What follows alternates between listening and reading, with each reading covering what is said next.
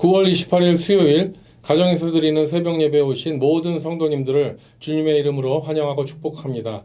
오늘도 이 한 예배와 기도 시간을 통해서 주님과 함께 동행하시고 오늘 하루를 말씀으로 기도로 넉넉하게 승리하게 되시기를 주님의 이름으로 축원합니다. 이 시간 다 함께 새 찬송가 383장, 구찬송가 433장 눈을 들어 산을 보니를 음원 반주에 맞추어서 함께 찬양하겠습니다.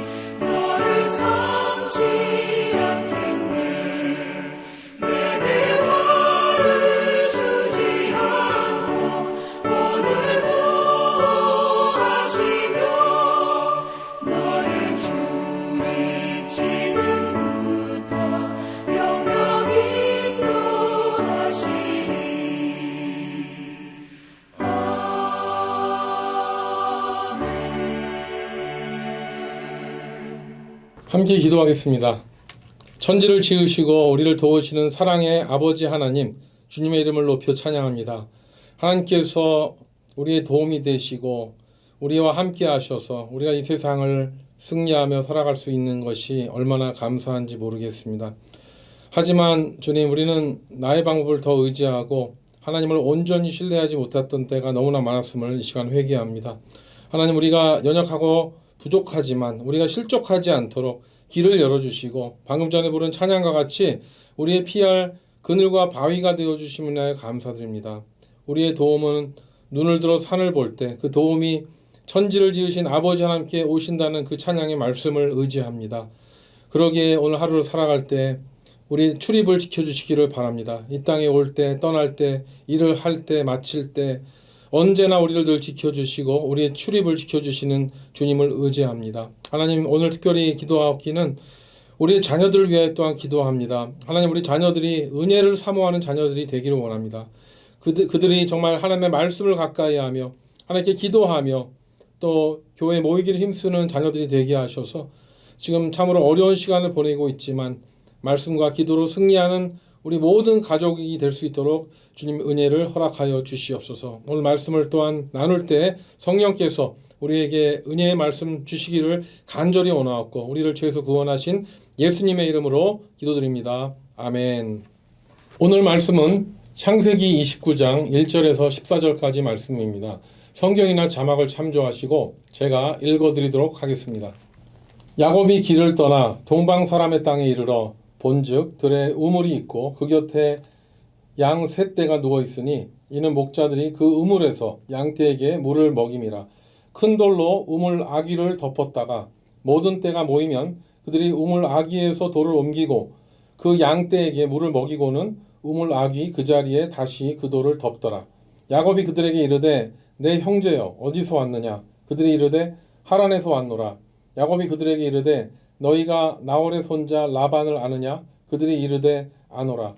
야곱이 그들에게 이르되 그가 평안하냐? 이르되 평안하니라. 그의 딸 라헬이 지금 양을 몰고 오느니라. 야곱이 이르되 해가 아직 높은즉 가축 모일 때가 아니니 양에게 물을 먹이고 가서 풀을 뜯게 하라. 그들이 이르되 우리가 그리하지 못하겠노라. 때가 다 모이고 목자들이 우물 아귀에서 돌을 옮겨야 우리가 양에게 물을 먹이느니라. 야곱이 그들과 말하는 동안에 라헬이 그의 아버지의 양과 함께 오니 그가 그의 양들을 치고 있었기 때문이더라. 야곱이 그의 외삼촌 라반의 딸 라헬과 그의 외삼촌의 양을 보고 나아가 우물 아귀에서 돌을 옮기고 외삼촌 라반의 양떼에게 물을 먹이고 그가 라헬에게 입맞추고 소리내어 울며 그에게 자기가 그의 아버지의 생질이요 리브가의 아들됨을 말하였더니 라헬이 달려가서 그 아버지에게 알림해 라반이 그의 생질 야곱의 소식을 듣고 달려와서 그를 영접하여 안고 입맞추며 자기 집으로 인도하여 드리니 야곱이 자기의 모든 일들을 라반에게 말하네. 라반이 이르되 너는 참으로 내 혈일기로다 하였더라. 야곱이 한 달을 그와 함께 거주하더니. 이 말씀은 하나님의 말씀입니다. 아멘. 오늘 본문에 라반이 자기 여동생 리브가의 막내 야곱이 온 것을 보고 달려와서 그를 영접하여 안고 입맞추며 자기 집으로 인도하여 드리는 모습이 정말로 아름답습니다. 그렇지 않습니까? 머나먼 땅으로 시집간 여동생의 아들이 조카가 외삼촌을 만나러 왔으니 이 얼마나 반갑고 감격스럽겠습니까? 저도 초등학교 때 하나뿐인 외삼촌이 도시에서 사시다가 시골에서 목회하시게 되었는데요. 여름방학에 그 시골교회에 갔을 때 삼촌이 그렇게 기뻐하셨던 모습이 기억납니다.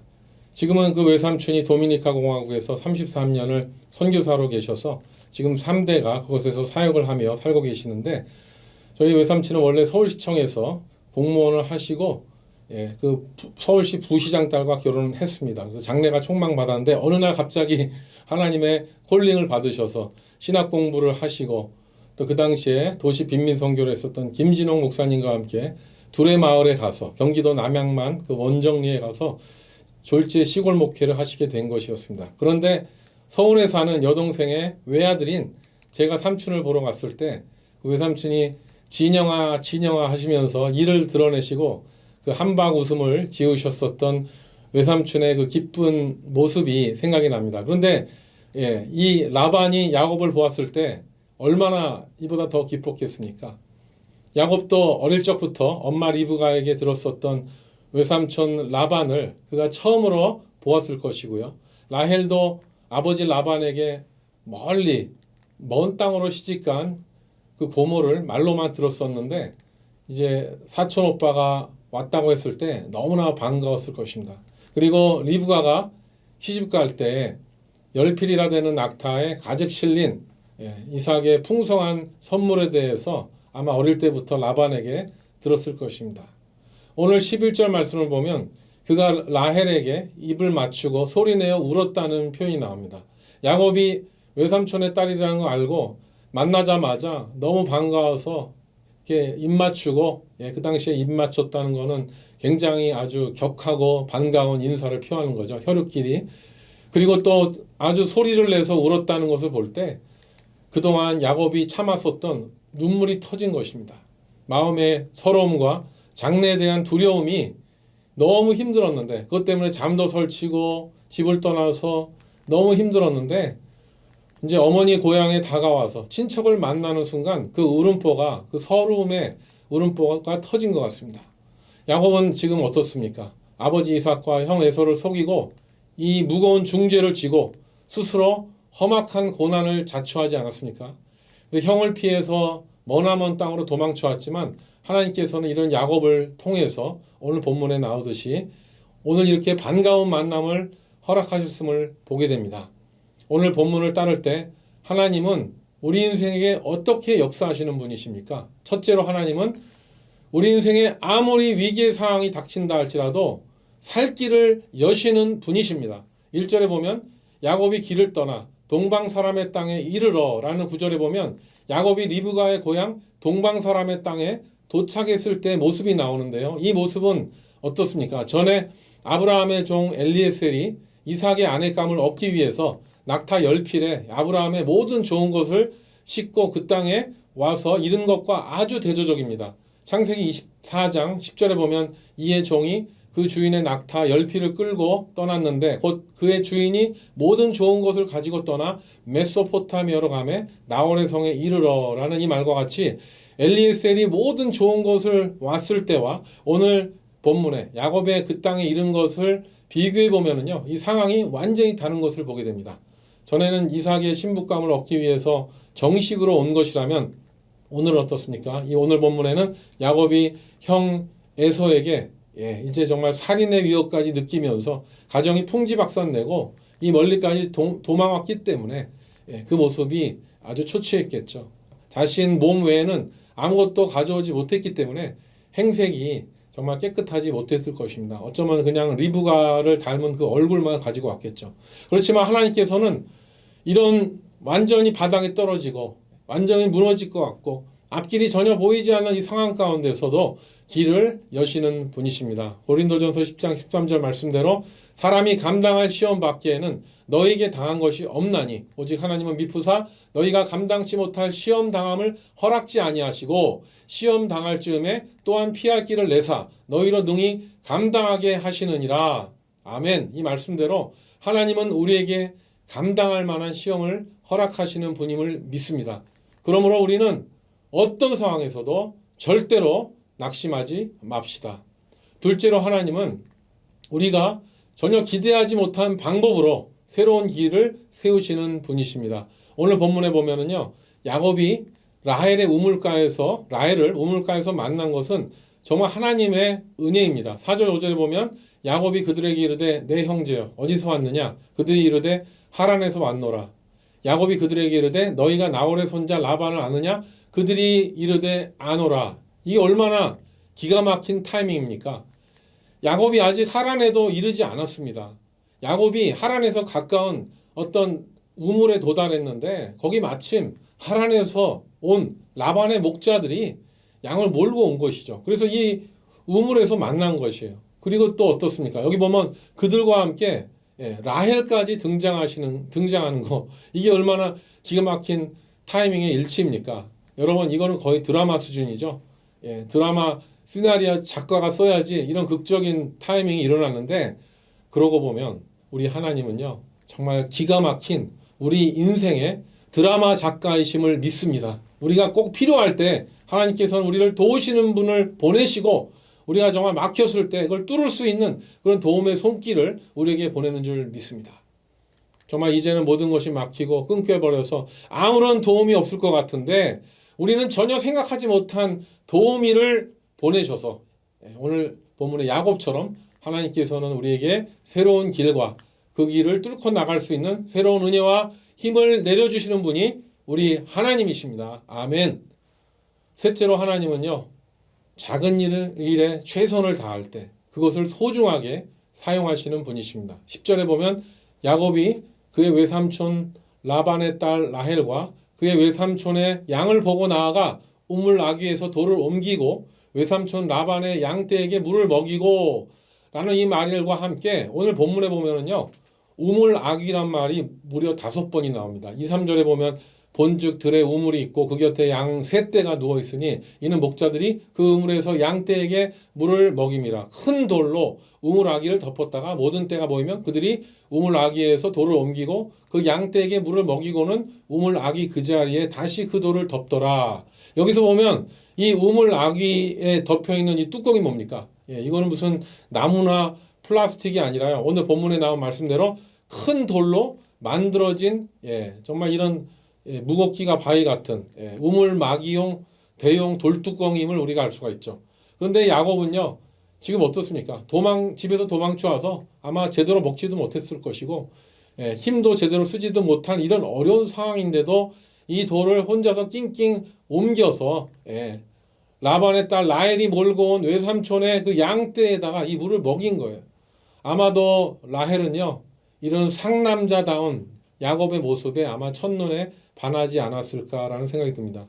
그리고 즉시로 아버지 라반에게 가서 이 사실을 말씀드린 것이죠. 이로써 13절 14절에 보면 라반이 그의 생질 야곱의 소식을 듣고 달려와서 그를 영접하여 안고 입맞추며 자기 집으로 인도하여 드리니 야곱이 자기의 모든 일을 라반에게 말하매 라반이 이르되 너는 참으로 내 혈육이로다 하였더라. 야곱이 한 달을 그와 함께 거주하더니라고 했습니다. 이제 야곱은 이때로부터 하란 땅에 이제 한 달만 거주하는 것이 아니죠. 이것을 시작해서 이제 그 땅에서 거의 20년을 거주하게 됩니다. 그리고 그 땅에서 새로운 모든 것을 얻게 되는데 마치 우리가 미국 교포가 됐죠. 저도 거의 이제 30년이 넘어서 미쿡 교포가 되었습니다만 이 땅에 진짜 아무것도 없이 와서 이렇게 가정을 이루고 자리를 잡게 된 것 같이 야곱은 그런 스토리가 이제 펼쳐지는 것이죠.